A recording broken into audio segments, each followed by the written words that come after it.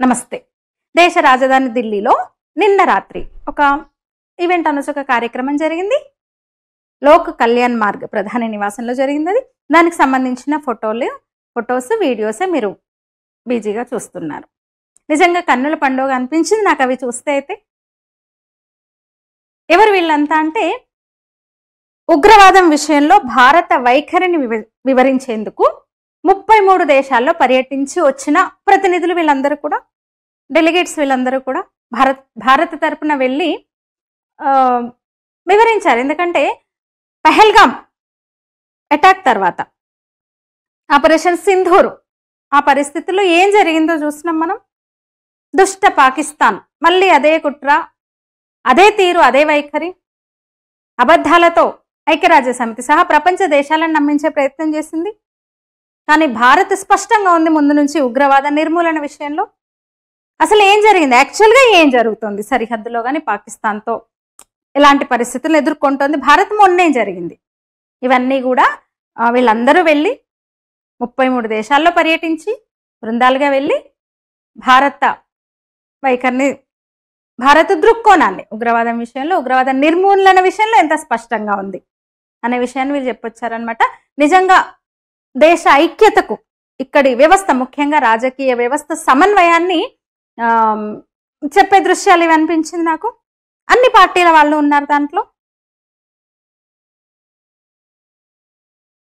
అయితే ఈ విషయము, ఈ సందర్భము, లేదంటే ఈ చిత్రాలో, ఈ దృశ్యాలో సహజంగానే చైనా, పాకి, చెంచాలు, చందాల బ్యాచ్కు మంట పుట్టే ఉంటుంది, మంట మొదలై ఉంటుంది. సరే, మనం మాట్లాడుకుందాం. అట్లా డెలిగేట్స్లో అన్ని పార్టీల ఎంపీలు ఉన్నారు, మాజీ ఎంపీలు ఉన్నారు, మాజీ దౌత్యవేత్తలు ఉన్నారు. వాళ్ళు ఏం సాధించిండ్రు మరి, ఇన్ని రోజులు ఆయా దేశాల్లో పర్యటించి ఏం సాధించిండ్రు అంటే, 30కి పైగా దేశాలకు వెళ్ళి ఉగ్రవాద వ్యతిరేక సందేశం, భారత్ ఇస్తున్న ఉగ్రవాద వ్యతిరేక సందేశాన్ని ప్రపంచ నాయకులకు వివరించారని చెప్పొచ్చు. మోదీ అట్లనే చెప్పిండ్రు. మోదీ అదే మెసేజ్ ఇచ్చి మీరు వెళ్ళి చెప్పిరండి అన్నారు, వాళ్ళు ఆ పని చేశారు. అంటే ప్రపంచ కళ్యాణమే భారత కాంక్ష. విశ్వ మానవ కళ్యాణాన్ని మాత్రమే భారత్ కోరుకుంటుంది. మన చరిత్ర కూడా అదే చెప్తుంది కదా. తనంత తానుగా భారతదేశము ఎప్పుడూ యుద్ధాన్ని కోరుకోలేదు, ఏ దేశం మీద యుద్ధం చేయలేదు, ఏ దేశ సరిహద్దులను లాక్కునే ప్రయత్నం కూడా చేయలేదు భారత్. ఇక ఉగ్రవాద నిర్మూలన విషయంలో కూడా ఎప్పుడు స్పష్టమైన వైఖరితోనే ఉంది నయా భారత్. అట్లా భారతదేశ తీరు, వైఖరి, గొప్పతనాన్ని వాళ్ళందరూ చాటొచ్చారు.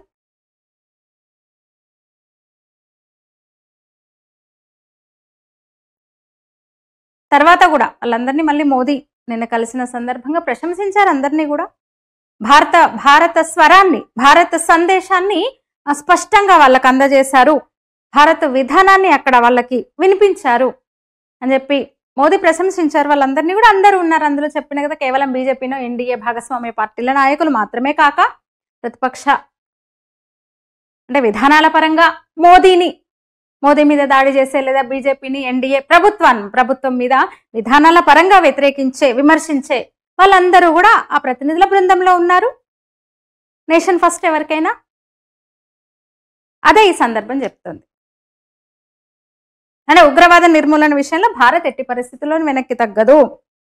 ఈ డెలిగేషన్ అంటే ఈ ప్రతినిధి బృందాన్ని పంపడం ద్వారా అంటే మన దేశ ఐక్యతను, మన దృఢ నిశ్చయాన్ని ప్రపంచానికి చాటిందని చెప్పొచ్చు. శశి థరూర్, కనిమొళి, సుప్రియా సూలే, సల్మాన్ ఖుర్షీద్ వంటి వాళ్ళు, ఇంకా చాలా మంది ప్రముఖ నాయకులు. మరి ఎట్లా సాధ్యమైంది ఇప్పుడు? మోదీ పంపించిన సందేశాన్ని వాళ్ళందరూ తీసుకెళ్లారంటే మోదీ నేతృత్వంలో వెళ్ళినట్టే కదా వాళ్ళు. మోదీ ఫిజికల్ గా వెళ్ళలేదు, కానీ కేంద్ర ప్రభుత్వ దూతలుగా వాళ్ళందరూ వెళ్ళినట్టే కదా. ఎట్లా సాధ్యమైంది నయా భారత్కి అంటే, బాస్ కమాండ్స్, లీడర్ ఇన్స్పైర్స్. అంతే, బాస్ ఆదేశిస్తాడు, నాయకుడు ఉత్సాహపరుస్తాడు. అవి చూస్తే అట్లనే అనిపిస్తుంది, ఎవరికైనా అనిపిస్తుంది. ఓవైసీ, కనిమొళి, సుప్రియా సూలే, శశి థరూర్, సల్మాన్ ఖుర్షీద్. అంతే, బాస్ అంటే కమాండ్స్ ఇవ్వాలి, ఉత్సాహాన్ని నింపాలి, ఉత్తేజాన్ని కలిగించాలి.